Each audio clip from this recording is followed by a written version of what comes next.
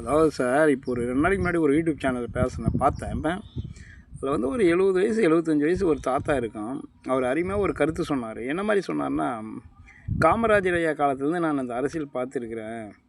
அவருக்கு அடுத்தபடியாக வந்து இப்போ இருக்கிற சிஎம் தான் வந்து டிஃபன் பாக்ஸில் சாப்பாடு சாப்பிட்றாருன்னு ரொம்ப பெருமையாக பேசினார். அது ரொம்ப நல்ல விஷயம் தானே, இல்லைன்னா சொல்லலை.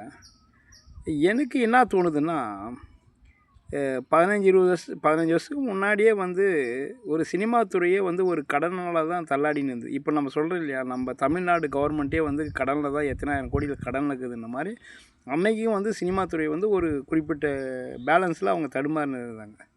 அப்போது ஒரு சின்னதாக ஒரு வட்டத்தையே வந்து நல்ல நிலைமைக்கு கொண்டு வந்துட்டாங்க.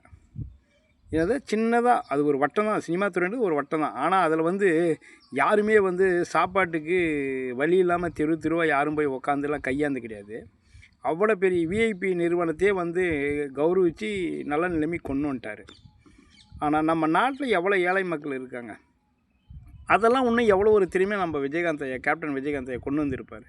நம்ம அதையும் கொஞ்சம் யோசிக்கவே இல்லை. இப்போ என்ன கருத்தில் யோசிக்கிறாங்கன்னா, டிஃபன் பாக்ஸில் சாப்பாடு தான் சிஎம்முக்கு நல்லா பொருந்தும் அப்படின்ற மாதிரி நினைக்கிறாங்க. அது ஓகே தான். என் கருத்து என்னென்னா, எத்தனையோ பேர் இலை கூட இல்லாமல் சாப்பிட்றாங்க.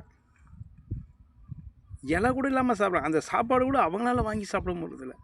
யாராச்சும் ஒருத்தர் 3 நாளைக்கு ஒரு டைம் இல்லை 5 நாளைக்கு ஒரு டைமு யாராச்சும் அப்படி போட்டால் அதை எடுத்து சாப்பிட்றவங்க கூட இருக்கிறாங்க. ஒருவேளை அவங்க கூட சிஎம் இருந்தால் நல்லா இருக்குமா? இல்லை சார், அவங்க கூட இருந்தால் நல்லா நாட்டை நல்ல மடிக்காக பண்ணுவாங்க. ஏன்னா அவங்களுக்கு தானே தெரியும் அந்த சாப்பாட்டுடைய வலிமை. 3 நாளைக்கு ஒரு டைம் சாப்பிட்றாங்கல்ல. இப்போ டிஃபன் பாக்ஸே